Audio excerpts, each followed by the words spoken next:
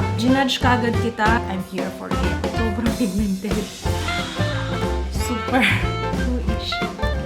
Kala nyo lang meron pero wala. Hello everyone! Welcome back sa ating channel! I'm feeling good. Like I should.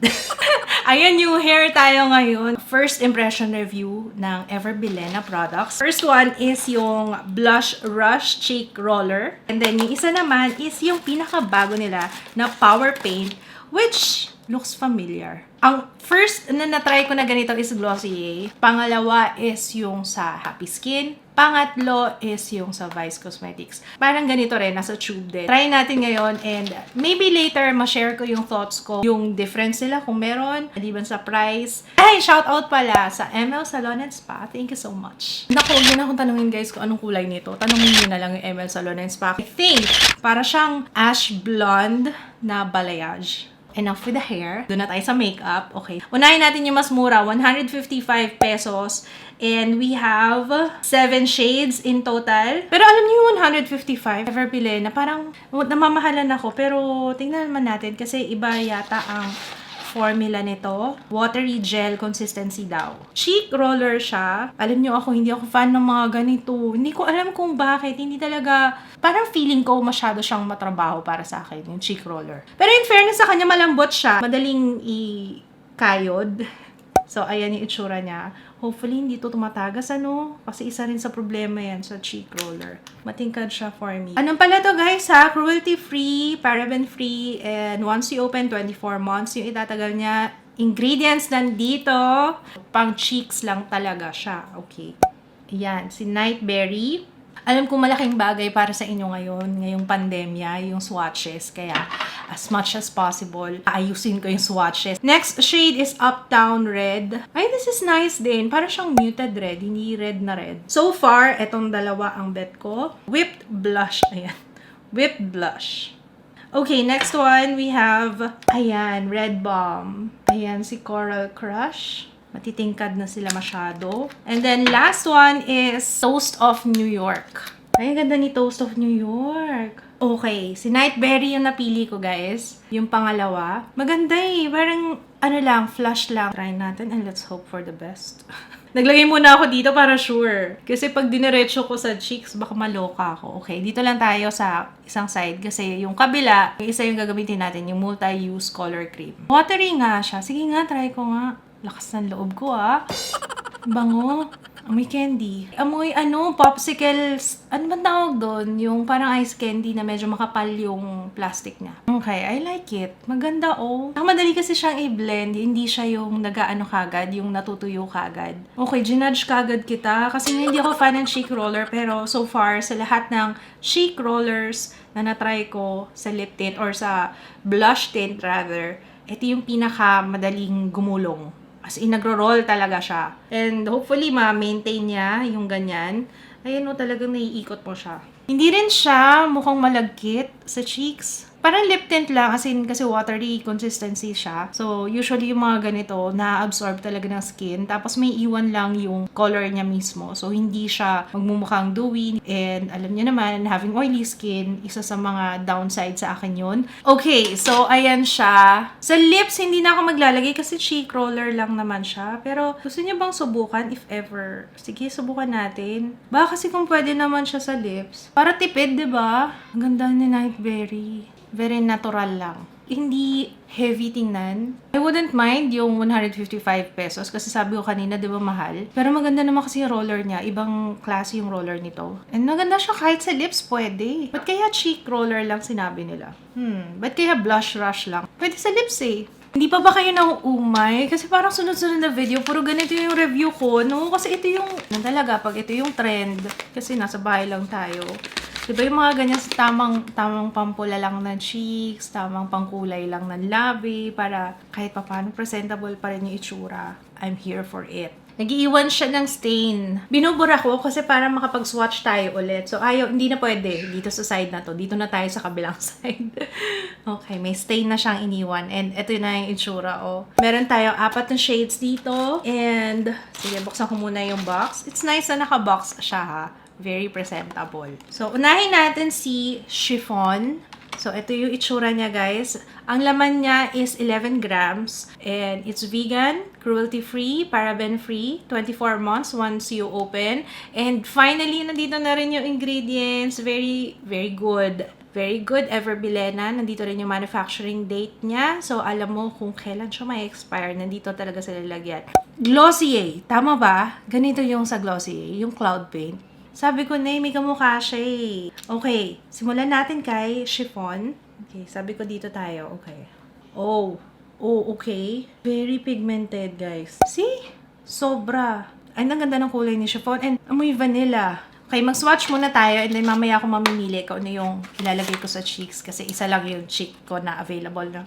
Muted Mauvey Pink, but ito warm color siya. So, warm shade. Okay, next is Sangria. Ito naman daw is warm maroon. Ay sis, sobrang pigmented. Konting-konti lang yung nilagay ko, diba? Pero tingnan nyo naman kung gaano ka-intense yan. Sobrang intense. Si Amber is brick orange. Konti lang yan As in, tingnan nyo, konti lang yan. Pero pagka binlend, ayan tingnan nyo, sobrang intense ng kulay niya. So, ayan, ang ganda. Pero parang mas bet ko pa rin si Chiffon. Si Chiffon yung yes sa akin. Ito kung gusto niyo ng peachy, ganyan. Pero magsaswatch pa rin ako sa labi para makita natin lahat ng shades, no? Si Scarlet is blue-based red. Oh, okay, ayan. Nakikita nyo yung blue tone? Nakikita ba sa camera? Ayan. Ito ang hindi ko masusuot, definitely. Masyado siya matingkad for me. Ito yung tatlo. Ito yung maganda pang everyday sa akin. And personally, yun yung mga gusto kong kulay. Etong tatlo na to. Ito kasi parang muted red siya. So, this one is nice, Sangria. Si Chiffon ang bet kong gamitin. Okay, let's apply si Chiffon sa eyelids. Hulaan nyo kung ano yung wini-wish ko habang ina-apply ko siya. Hulaan nyo. Sana wag siya mag-crease. Kasi most ng mga tinatry ko, ang daming, nag-crease talaga siya sa eyelids. Pero sabi nila, maglagay lang daw ng powder. Actually, yun din ang masasuggest ko eh. Super. Mukhang na-mess up ko yung look ko ngayon Akong tissue. Wait lang. Cannot be. Ang tingkad nito siya to. Ayan, pag nasobrahan kayo, tissue lang yan. Ang katapat. Hindi na ako magsasalita kasi para mag-concentrate ako mabuti. Kasi baka maparami na naman yung pag-apply ko. And dito na lang kukuha. So far guys, sa kanya yata ako pinaka nahirapan sa pag-a-apply sa lids kasi sobrang pigmented niya. If you think of it, parang mas okay yun kasi mas matipid. Pero medyo struggle siya, lalo na kung mas nasanay ka sa, hindi ganun ka-pigmented na product na i-apply sa lids. Medyo naano ako dito, medyo nahirapan ako sa eyelids Matingkad siya masyado for my liking. Ito si Chiffon, ina-expect ko medyo brownish ka, so hindi Kasi nung dito, parang medyo, di ba? Parang magbibigay siya ng transition shade sa akin. Kasi, di ba, pag nilalagay dito, yung kapag binilend out mo, parang magkakaroon ng transition dito sa crease na hindi na ako mahihirapan pang mag-blend.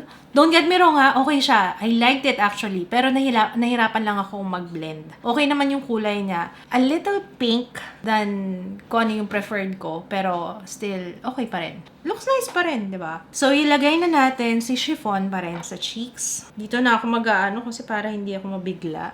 Baka masobrahan Nahabol naman niya yung kulay sa kabila Ito mas madali siyang i-blend sa cheeks. Pero sa eyelids kanina nahirapan ako. Mas okay ito sa akin compared sa mga ibang na-try ko kasi ito matte yung finish niya. Hindi siya nagdadagdag ng mukhang may lagkit, ganyan, wala. Tinodo ko na siya hanggang dito sa nose, Ayan, be honest. Okay naman siya, diba? Tingnan nyo, compared dito. Ito yung watery gel. Kung ako ang papipiliin, mas gugustuhin ko itong isa. Kasi matte yung finish niya. So, ibig sabihin, mas okay siya sa merong oily skin. Pero, i-wear test natin to mamaya. So, baka mabago pa yung aking pananaw. Mag-swatch na tayo sa lips. Unahin natin si Sangria. Pwede siguro to diretso. Magsusqueeze out lang ako ng konti. Nice si Sangria. Ay, ang ganda ni Sangria. Oh, lakas makatisay. Who is she? Ganun. Powder finish nga. Kaya siguro medyo nag-struggle ako sa eyelids. Pero, okay yun kasi kung powder finish siya, ibig sabihin, hindi siya mag-crease. Hopefully. So, yun ang malalaman natin mamaya. Kaya medyo nag-struggle ako sa kanya. Kahit dito sa lips Medyo mahirap siya kasi nga powder finish siya. Very nice yung kulay. Ang ganda na yung Sangria. Okay, Scarlet. Oh my gosh, ang pula nito. You will feel tugging habang binablend nyo siya. Powder finish eh. Mabablend pa rin naman siya. Kaso, yeah, mafe-feel nyo na dry yung binablend nyo. Ay, pwede pa rin. So, konting-konti lang. Alam niyo, matipid siya. In fairness naman sa presyo niya, okay lang kasi ang tipid niya. Kasi sobrang pigmented. So, ayan si Scarlet. Manipis lang yung lagay ko, guys, ha? So, pwede nyo siyang i-build. Depende sa inyo. Pero ako, mas gusto ko yung mga ganito lang. Maganda yung itsura niya sa labi. Oh, hindi mukhang patchy. Next shade is Amber. Tsaka isa pang nagustuhan ko sa kanya is makokontrol mo talaga yung lumalabas. So, ito talagang very smooth yung paglabas ng produkto. Pero okay pa rin, lakas pa rin maka-fresh. Ang ganda! Ang nice naman pala. Nabubura ko naman siya with the makeup remover. So, may konting stain na naiiwan. Pero, kaya naman. Okay, so si Chiffon na tayo. Kasi ito talaga yung gusto kong suotin. Sana maganda. Ay, ito yung MLBB ko. Ayan, oh. Alam nyo, I actually think na mas okay to kaysa sa Glossier. Kasi considering yung presyo niya, ha.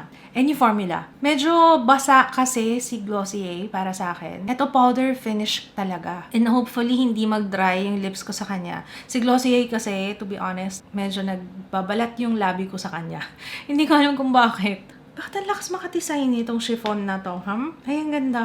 Ang ganda. O, diba? Pag ganyan ako ng ganyan, tingin ako ng tingin doon. O, bet na bet ko siya. Okay, so that's the look, guys. Babalik ako mamaya for an update. Pag dry skin ka or normal skin, okay itong blush rush. Pero mas bet ko tong isa, ito, yung powder finish. Again, guys, kung bago pa lang na nanonood sa akin, I have oily skin. So, ayoko na ng mga products na magdadagdag pa ng oil sa skin ko. In fairness, EV Advance. Akala ko talaga hindi ko siya magugustuhan. Okay, magbablot na ako dito para mabawasan yung Ayan nakadagdag yata siya ng ng oil ko. Meron ka agad. Okay, babalik ako mamaya for an update. But so far, okay, first update before ako kumain. Talagang mas oily talaga tong side na to kaysa dito. Tingnan nyo, nag-blot na ulit ako. Maliban sa pag-blot ko kanina bago ako magpaalam, ay nag-blot ako ulit.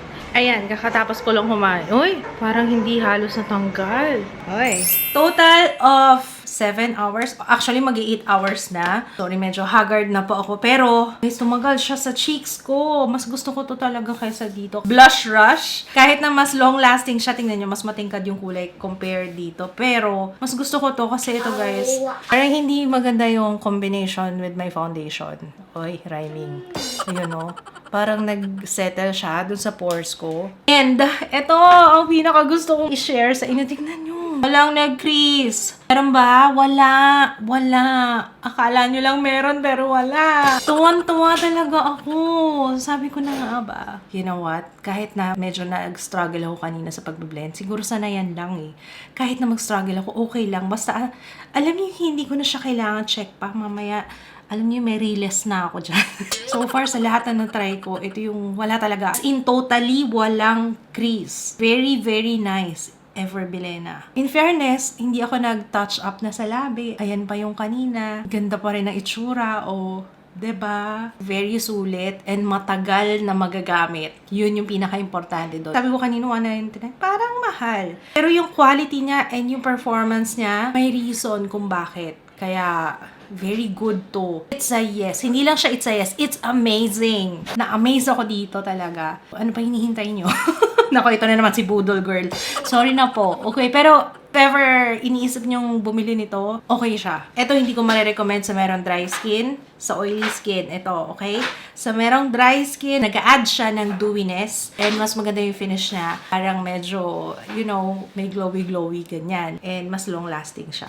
Pero ako personally, mas gugustuhin ko to kasi powder finish siya and matte. Ayun lang guys, maraming salamat. Sana nakatulong tong video na to. Sana na-enjoy nyo. At kung nasubukan nyo na tong Power Paint, multi-use color cream ng Ever Bilena, ng EB Advance, feel free to share your thoughts sa comment section. Marami kang matutulungan for sure. Thank you so much guys sa panonood. Sana na-enjoy nyo tong video na to. At don't forget to thumbs up kung hindi ka pa nakasubscribe. Make sure to subscribe and turn on the notification bell para updated ka every time na meron akong bagong upload. Sorry, maingay na si Ju. I will see you again on my next one. Bye!